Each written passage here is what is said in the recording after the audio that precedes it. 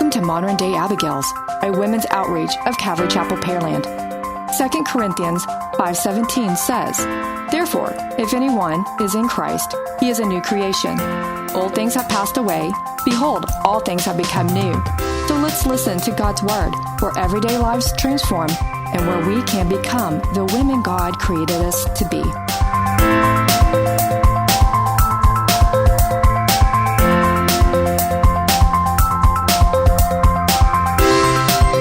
All right, so then this is the second part of verse 4. So then David sent messengers and took her, and she came to him, and he lay with her, for she was cleansed.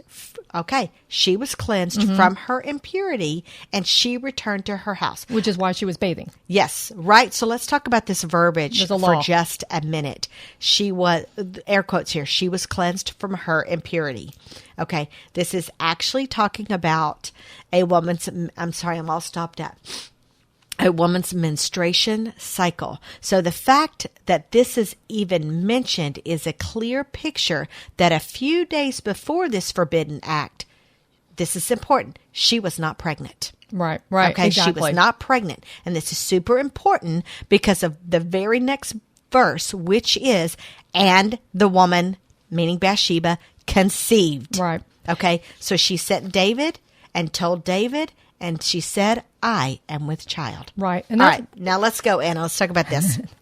And ladies, this is for something for us to learn, because our bodies do talk to us, and we have to choose whether, and that's the body, soul, and the spirit.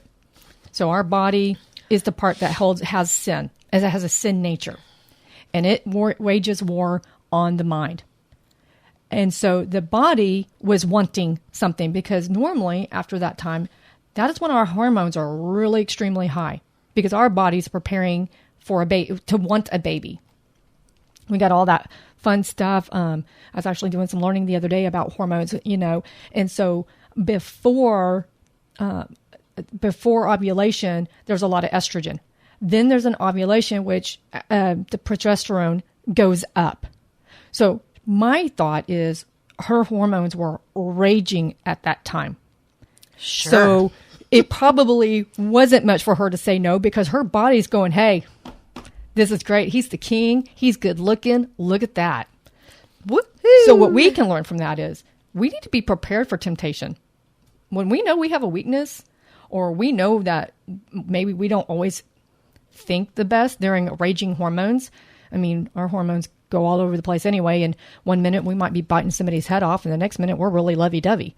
But we also know our bodies. Exactly. And that's my point, is that you need to learn yourself to be prepared for temptation. Because when the enemy knows you have a weakness, he's going to attack. Joni and I were talking about that later. I'm one of those ones who I can get very visual, especially when my hormones are raging. And I purposely don't look at other men, because I don't want to have because Jesus said, even if you have a thought. Good rule of thumb. Because he's respectful. Because I don't want to disrespect my husband. I love him adorably, very much so. And I don't want the enemy to try to have me to have thoughts that don't belong in my head. So when I know my hormones are raging. And the fact that you, and he's a pastor and you're his wife. Right. Double whammy right there. Right. So he knows that. So we might be watching a movie. Innocent movie, but somebody, shirt's off. I'm looking at the ground. I'm looking at everything else but the TV. And finally, one day, Ray's like, you okay over there? I'm like, no. He goes, and then I told him what was going on, and he's like, oh. Of course, he laughed, but not laugh in a bad way, but teasingly laughed. I would have laughed too, yeah, Anna. He was I would have teasing laughed. me, and so, but he now knows that if he can tell, when he can tell, we watch a whole different type of movie. It might be a bang, bang, shoot 'em up battle movie. Western. Can't go wrong with Westerns. Everybody's dressed. Or even, or a World War II movie, nothing there, So I prepare and make sure. Even, like I told y'all, I work with mostly men. I'm very adamant about keeping myself in check, making sure, because I asked the Lord, keep me in check, make sure. And I've never had a wrong thought, because I've kept it in check. Yeah. Because I love my husband too much not to. And that's what goes back to that previous thing, a lesson on love. I love my husband so much, I'm going to keep myself in check and make sure I'm not looking at any other men. That's why we can go back to Bathsheba and ask ourselves, how much did she really love her husband? Mm-hmm. Does she really have any respect for him? Sure doesn't sound like it. No. I don't see any love. I see well, no their respect. actions prove that that answer is a no. Exactly. And somebody could say later, well, maybe her husband was terrible. I'll hold that thought when we go and talk about this man. Right? Oh, right. Oh, yeah. His character. Okay, but let's not ruin it. Let's not ruin it. Because you had some really good thoughts on that, so we don't want to mess that up. And when you talked about I'm with child, my first thought was there any remorse on that? Or was she going, so what are you going to do about it? Because you know what brought my mind? Tamar and Judah. She married his first son. Mm-hmm. He died. Gave him a second son. And he spilt the seed, so he died. And so he was supposed to give him his third son. Well, he never did. Nope. He didn't do what was right. So she got pregnant by him because that was the right thing to do. Yeah. Well, she used his hormones against him. Sure. Gets pregnant. But she didn't do it wrong because he owed her because she had no heirs. So she had no children. So what is she? So when he goes and calls her out, they're going to kill her for adultery. She goes, yeah, whose staff is this? That's the person who got me pregnant. You want to go find him? All of a sudden, he's the one who's in trouble. And he's like, yeah, you're more right. It was his staff. Yeah, we'll talk about her later. He's like, yeah, she's more righteous. That's a good one. She's more righteous than me. So that's when she said, I'm with child. Was there remorse?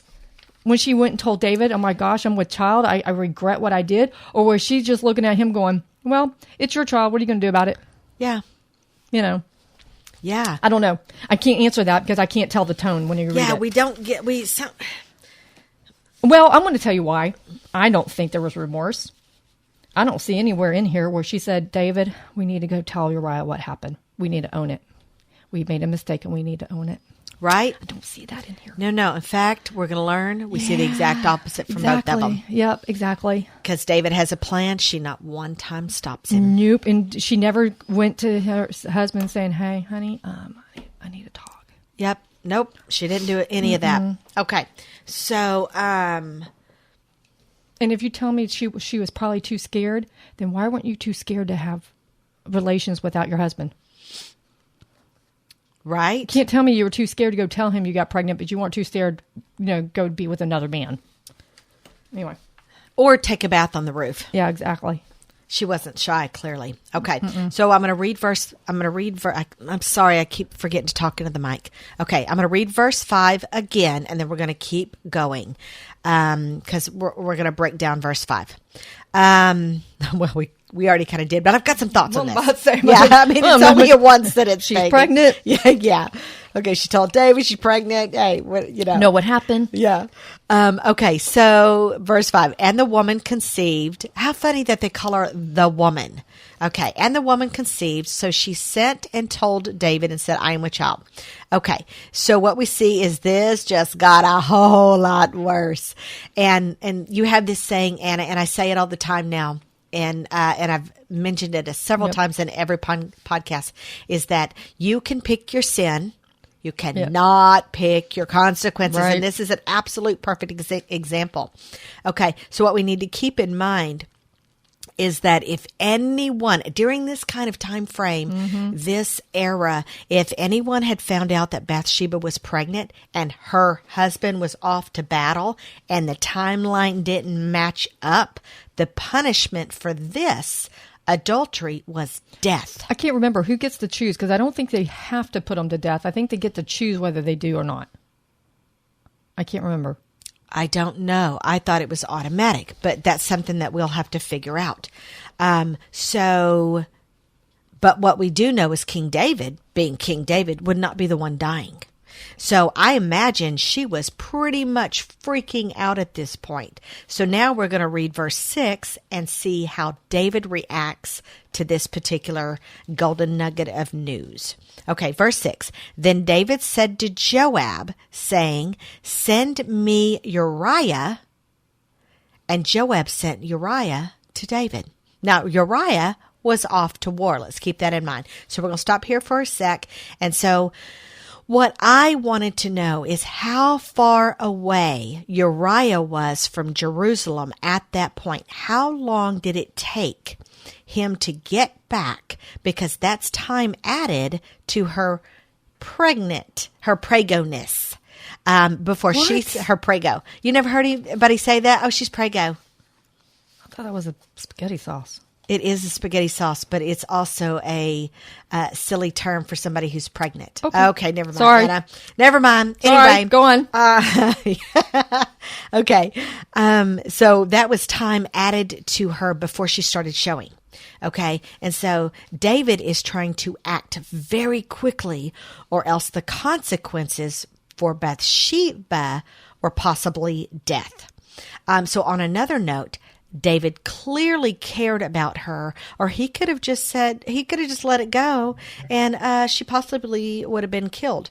I'm about to say, I guess he could have said, not mine. It's not like they had paternity and DNA testing back then. Right? And he's the king. Yeah. And nobody's going to dispute him. I'm about to say, if the messenger and everybody else didn't say, hey, you shouldn't do this, they're probably not going to say, no, I know it's for... Yeah. Yeah, right? Yeah, he could have totally denied it. And it's his word against the king. It's her word against the king, right? Okay, so what we're going to see is that David goes to great lengths to save her and her reputation, and not the baby, but their baby. This is their baby. So he's going to great lengths to save both of them. Okay. All right. So what I learned is Rabbah, which is where they were sent to battle, was about 40 miles away from Jerusalem. It wasn't an easy 40 miles. It was nothing but mountains and rough terrain. So 40 miles, with that in mind, he still was actually fairly close. 40 miles isn't very far. Not have back then. Cars, but David could have very easily sent out the messenger and returned within the week. Okay. So, odds are in his favor. Yeah. It was just a week later, baby might be a little early. Listen, his plan's working. His plan's going to work. Okay. So, what's the plan? What's the plan? Well, let's find out what the plan is.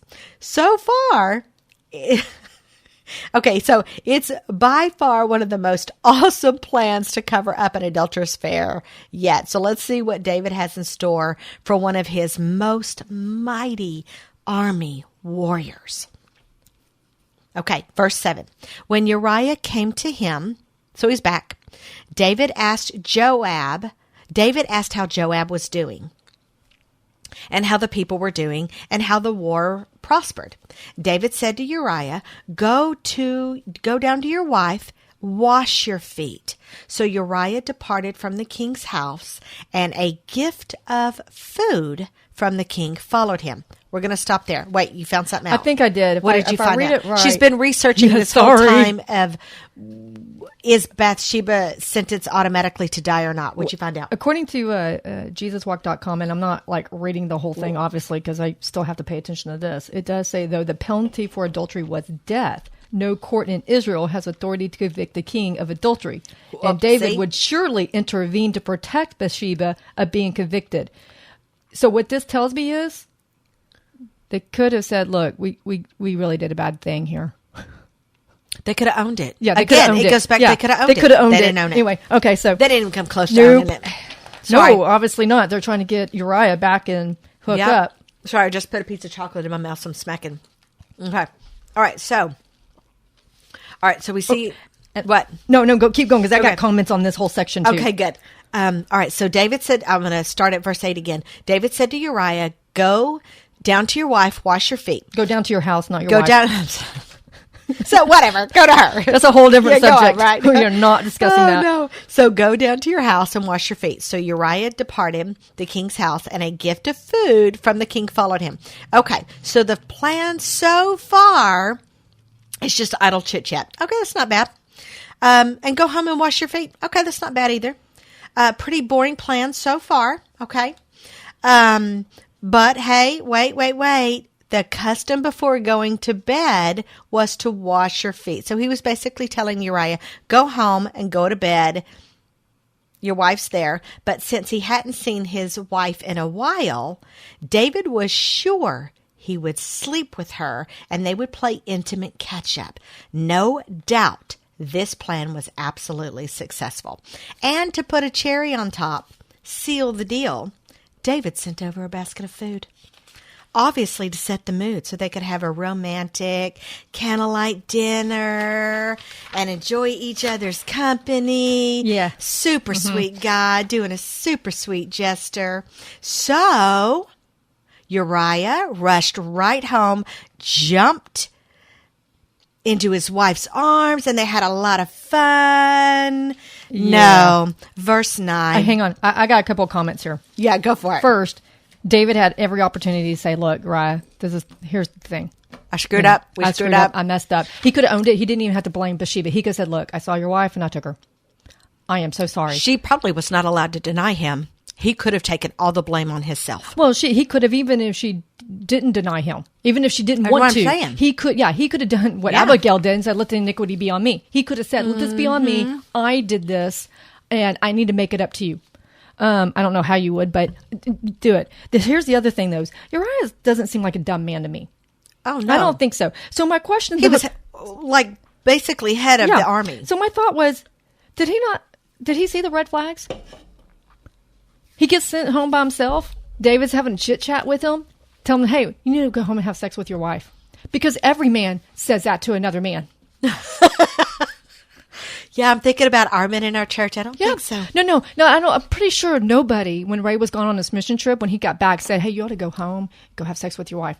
Pretty sure nobody had that conversation. Yeah, I don't think so. No. So I'm pretty sure that I think that was a red flag. We're a And small church. We would have heard about that. Exactly. So I'm pretty sure that, I wonder if there was a red flag for Uriah. And that's why David's plan didn't work. I don't know, because he called Uriah. Yeah. Getting the scoop. Maybe Uriah thought he just moved up to ranks. David's now getting information from me. I'm moving up. No? You're shaking your head no. Yeah, I don't think so? No, I don't think so. In fact, I'm pretty sure that Uriah thought that was kind of weird. I could be wrong. I don't know. I wasn't there. Because I wasn't in reality, invited. Joab was the guy. Yeah. So, Joab was his right-hand man, so not Uriah. For him to invite Uriah up to the house, hey, let's have a chit-chat. How's Yeah. everything going on? You should go home to your bed with your wife. Here's some food. Yeah. Like, what? Nobody else is here to do that. Why am I the only one? Yeah. I'm having. Is it a trap? Or Yeah, maybe you thought it was a trap. I'm pretty sure it was. It was like a death trap. A death trap. No, it was a trap, though. It was a trap. It was a trap to get him. So I'm not sure that Uriah didn't fall for it, and that's why we see the next scene coming unfolding. Yep. Okay. So what we see is that verse 9, Uriah didn't rush right home. Instead, Uriah slept at the door of the King David's house with all the servants of the Lord, and did not go down to his own house. This is part of the reason I think that maybe he saw a red flag. Yeah. Because it's not normal. No, what we do see is that we don't know if they missed each other. They certainly true. didn't hug. They didn't kiss. They didn't have any kind of fun We don't whatsoever. we don't even know if he actually ever saw her. No. What we do know is that he didn't leave David's doorstep. Nope. And you know what we also don't see? We don't see her coming to see him. Nope. Oh my goodness, honey, you're home. No. Okay, again, she wasn't that far from the king's house. Exactly. So it couldn't have been too far. Somebody in town had to have seen Uriah and said, hey, Bathsheba, your husband's home. Did you see him? Yeah, exactly. Yeah. Somehow. Had to have been. Yeah. Okay. So, all right. So now what we know so far is David's plan A totally backfiring. Right. And I actually laughed when I read this, and I'm like, man, that's a pretty big backfire. Nothing went right whatsoever. Not a single thing. Dear David, not all men have that same weakness. Right. Just because it would have worked for you doesn't mean it's going to work on him. Right. I love you, David. But and we do. We see David really grow during this time. Because Ray's been going through it. We see how David grows. He gets to know who the Lord is. He sees what he's been saved from. And so there's a lot of change and growth. Yeah. But right now, we just get to shake our head and go, please, Lord, don't let that ever be me. Right. We do see that the Lord, later on, we see that the Lord opens his eyes. Yes. Okay. This is not what's going on right here. Not at all. I'm pretty sure David's got his hands over his ears going, la, la, la, la, la. Right. So, all right. So 10. Let's just see what else is happening, how the plot is unfolding. Plan A Epic fail. Right. Total backfire. Let's see what happens. Verse 10. So when they told David, saying Uriah did not go to his house. Now, who's spying on him? I just realized that. Who are they? The same messenger who went and got Bathsheba. Well, clearly, David had somebody following Uriah. Yeah. I just realized that. Okay. Yeah. So, it's the same, probably it's the same guy who went and got Bathsheba. Right. Yeah. Yeah. Or even went and got Uriah. Could you mention, okay, I'm sorry. We are that people. Could you imagine dinner at home with his family? And today, right? Okay, this is on the DL. Yeah. All right. Yeah. Don't and tell I'm only anybody. telling you, honey. But listen, this is what happened today. And you know, when he gets home, she goes, "Come here." So what happened today, hun? You're right. They didn't have TV back then. Yeah, she's sitting at the door, twiddling her fingers, waiting on what's next. Exactly. No, No, probably not. we're talking about the messenger. Yeah, we don't even know if the messenger had a family or anything. We're Not just at saying, all. could But, you know, I always tell people. One of my goals, I have a bunch of goals, and one of my goals in life is not to be people's dinner topics. Because what usually happens during the end of the day, usually during the day when something goes wrong or right or weird or something, you talk about it at dinner. So one of my goals in life is not to be dinner topic. I love that. Yeah. I think that's going to be my goal. Can I copycat you? Yeah, please. Fantastic. It's not working really good for me, but I am trying. Oh, how funny.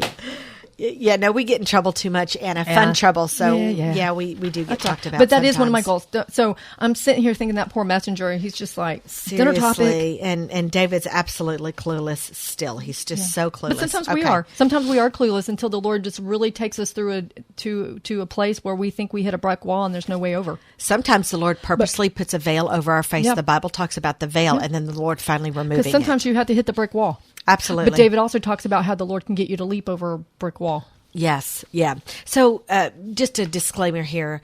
David, he's making a huge mistake here. But all throughout the Bible, we see all facets of his life. Just like you said, how he starts from nothing, how he ends up king, how he grows. We can learn so much from David's entire life other than just this messed up blip. Right. And we all have blips. This is his blip. Exactly. And we all have hope. Because we can all make stupid mistakes and the Lord still loves us. Oh, yeah. You know, we might get punished. Proof. David is total proof of this. We might get punished. We might have to pick, even at the end of Samuel, we know that David has to pick the punishment. You know, there's three. He said, here's your three options. You got to pick one. And we're going to see that. So, but we at the same time, God still loved them. He did. He never stopped loving them. And just like you ladies, you might have messed up, but God hasn't stopped loving you. Yeah. But we're gonna as we go through this, we just gotta remember we pick ourselves up and dust ourselves off and we keep on going. Sometimes somebody has to help us up and help dust us off and we just keep on going. Yep. That's the kind of love you talked about last week. Yes, exactly. Last podcast. Okay, so let's start back over at 10. So when they told David, saying Uriah did not go down to his house, David said to Uriah, did you not come from a journey? Why did you not go down to your house? And so what I'm wondering here is, did he say it? Yeah, did he say it? Why did you not go down to your house? We're like, buddy, why'd you not go down to your house? You got a gorgeous wife. What are you doing? Hey, I'm just saying. We don't know how he asked that question. I'm pretty sure that this was Uriah's red flag number 2. Maybe so. I mean, like King David's now keeping tabs on him. And clearly somebody told David. Now, Uriah very well may be realizing that somebody told David that he didn't go home. Exactly. And why is he having spies? Okay. Exactly. He may be getting some red flags. And I'm sitting here thinking, so David's cares about my love life? No. Okay. We've watched it. We've listened to too many spy novels. That's how we know this. Okay? That's it. That's how we know. He's turning around doing backtracking. He's doing turnarounds and backtracking to see if he's being followed. Exactly. I'm just saying, when this conversation should have been a red flag number 2 when David's caring about his love life. Yep. Okay, so now David is on to plan B. He just now found out plan A was epic fail. Okay, so 11. All right, so no. So I'm going to talk about 10 a little bit. All right, so right now David is now on verse 10. Plan B. So he's sitting and he's chatting with Uriah and he's doing a little reverse psychology on him, little Jedi mind trick.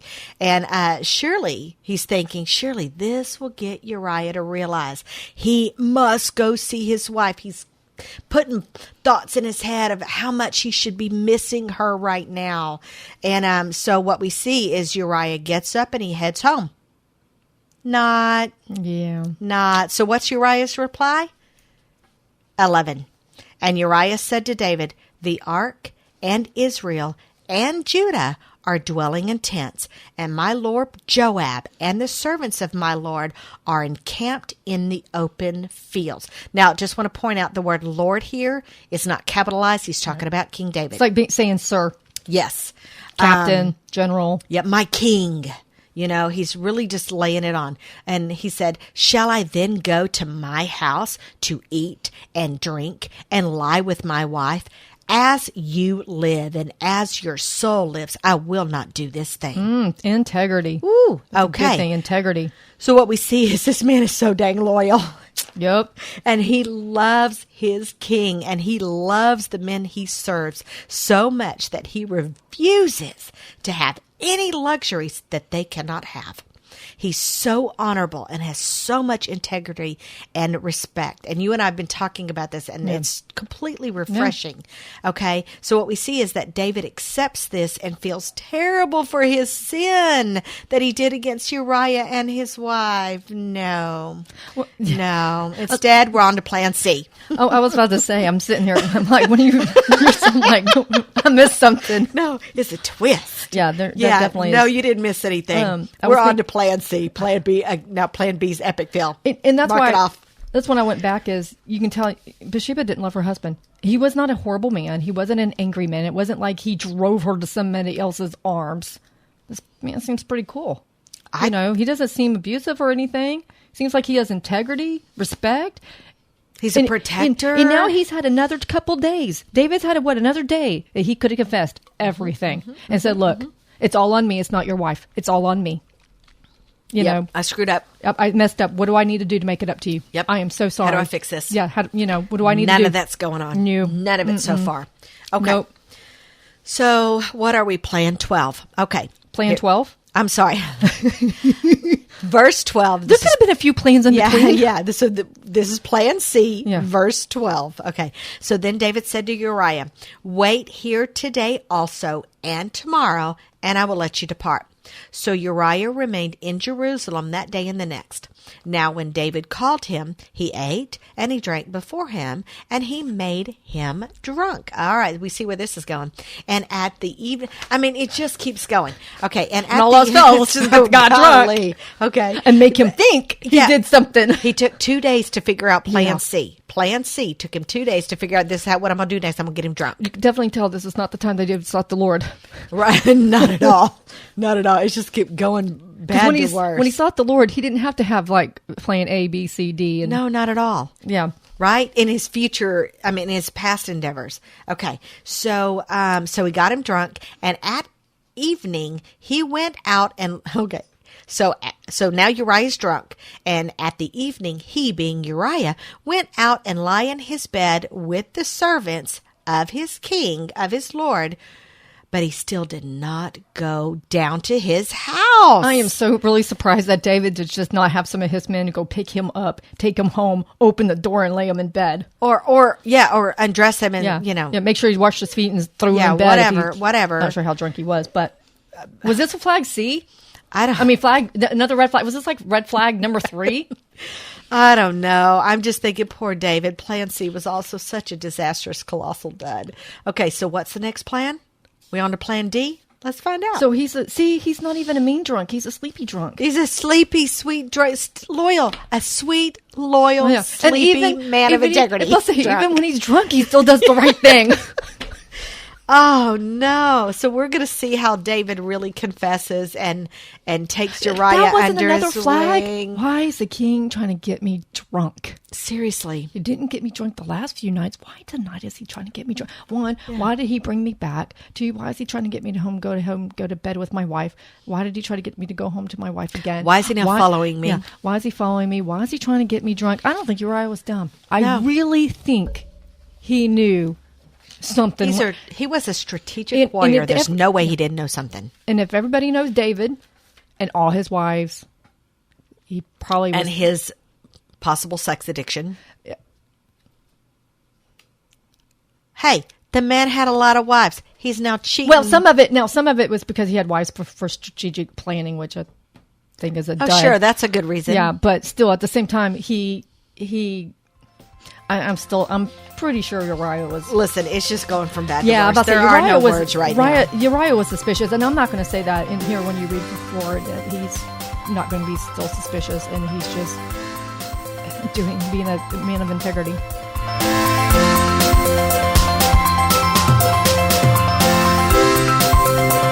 Thank you for letting us share our tools to become the women God created us to be.